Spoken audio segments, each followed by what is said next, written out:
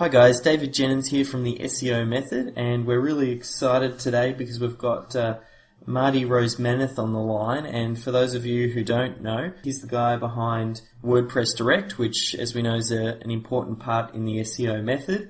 And Marty's really been sort of, for me, it felt like he almost like one of those success overnight or overnight success. He sort of came out of the gate with and propelled himself forward with the WordPress Direct and sort of aligning himself with Ed Dale on the 30-day challenge. But he has worked with a number of other sort of really big name internet marketers and presented on stage at the Mass Control 2.0 event, come out with products afterwards, including, I think, most notably the CPA Ninja. So he really knows his stuff with marketing online, CPA stuff, driving traffic, and I suppose that's all what the SEO method is about, driving traffic. So just like to welcome you to the line, Marty. Oh, thanks, Dave. I'll see if I can live up to all that. I'm sure you will. I'll dive straight into it. Usually one of the first questions I want to sort of find out about is when you're setting up a new site, be it a WordPress Direct site or any site for that matter, very keen to find out the process you go through, because I know SEO is a part of your traffic strategy, what steps you go through to try and drive traffic to a new website. Well, I guess the question is, what am I using the site for? If I'm using a site, for instance, to test a market, then my traffic source is likely going to be something purchased, whether that's pay-per-click or banner traffic or some other source. Then my goal is to get that paid traffic as cheap as possible. So in that case, my method for driving traffic is a WordPress Direct blog, so that I get good quality score and I don't overpay for the traffic, especially if it's coming from Google, where that's a big factor. If, on the other hand, what I'm trying to do is I'm trying to build a ring of traffic blogs for, say, organic SEO over time, then it's quite a different process, and one that I understand, you have quite a lot of structure and experience with yourself. Very cool. Now, with the actual sort of process when you go through, let's say, the pay-per-click stuff, I suppose then it all starts with the keyword research. What process are you going through to try and identify what keywords you want to try and start targeting? Well, I mean, you can.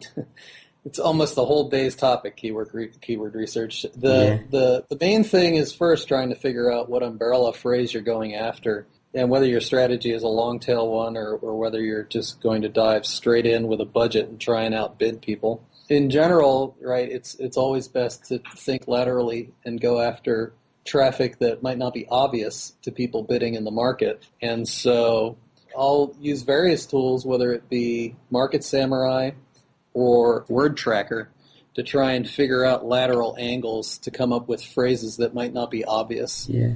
The classic example that's always used is, selling dating services on sites for computer programmers, right? Yeah, yep. It's the keywords don't have anything to do with the offer, but psychologically, you could see the relationship between the two.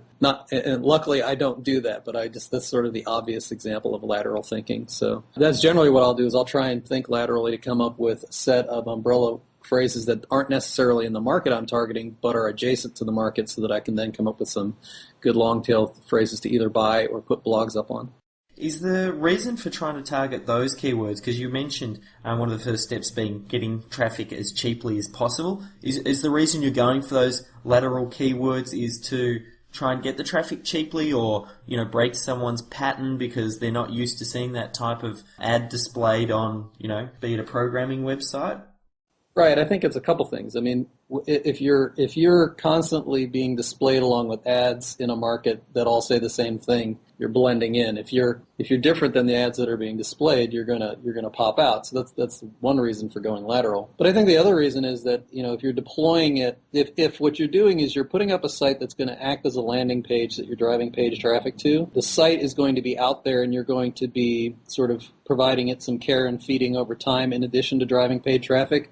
Well, eventually, if you have any long-tail material on that site, it's going to start to naturally rank for those terms. And so part of trying to think laterally is to find as many good longer-tail phrases Because what you're effectively doing when you put up blogs for organic ranking is you're putting out a fishing net so that you're going to catch people who are searching on terms. And the bigger the fishing net, the more people you're going to catch. And the longer the fishing net's out there, the more people it will catch over time, because as you build up more content and more keywords in your fishing net, the more pages you're going to rank in Google and the more chances are that you're going to be coming up in searches. So it's just simply a function of combining the two strategies of buying traffic, but also making the sites that you're pushing the paid traffic to quality enough that they'll rank organically for certainly the long tail phrases and over time some of the more competitive phrases.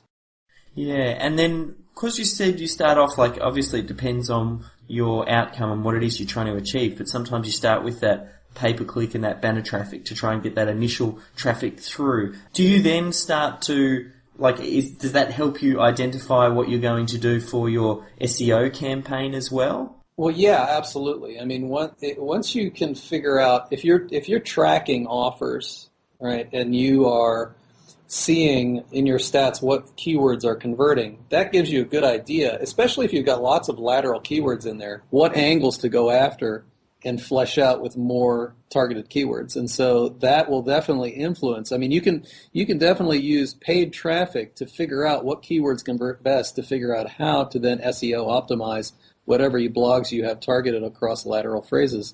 And that's a really valid strategy. When you're personally doing it, let's say, I almost feel like if we grab an example and run for it, because it really does depend on what it is you're trying to do and the outcome. Mm-hmm. Be it, I don't know, a CPA offer or a product. Maybe if we say, we'll just use CPA Ninja as a good example. You're coming out with CPA Ninja, and you've got a new physical course that you want to launch, sort of putting to the side any sort of JVs and that sort of thing. How would you go through the process of promoting that physical product that you want to sell online, including, whether it's pay-per-click or search, or just step me through the process? That's a tough example because CPA Ninja was almost entirely a joint venture driven launch. If I was going to bring a product to market and I was going to use a advertising traffic driven strategy, I don't get into a lot of this because I don't put products out on CPA networks. I've mostly promoted products coming from CPA networks. But there are plenty of people who, for instance, Matt, who did the course with me, the CPA Ninja course, who does publish on CPA networks. And in that case, you have a completely different strategy. Then it's all about understanding your conversion metrics so that you can get approved by a network and have advertisers drive lots and lots of traffic to your offer. And all of the same, the funny thing is that all of the same steps that you do for trying to promote somebody else's offer apply, because what you have to do is you have to come up with your own offer, test it, figure out what all the metrics are so that you can eventually tell the network what the EPC is going to be. And then, of course, by publishing it out on a network, you're going to allow for lots of traffic by just buying leads through a CPA network. I mean, if I was going to pay for a launch, that would be what I would do.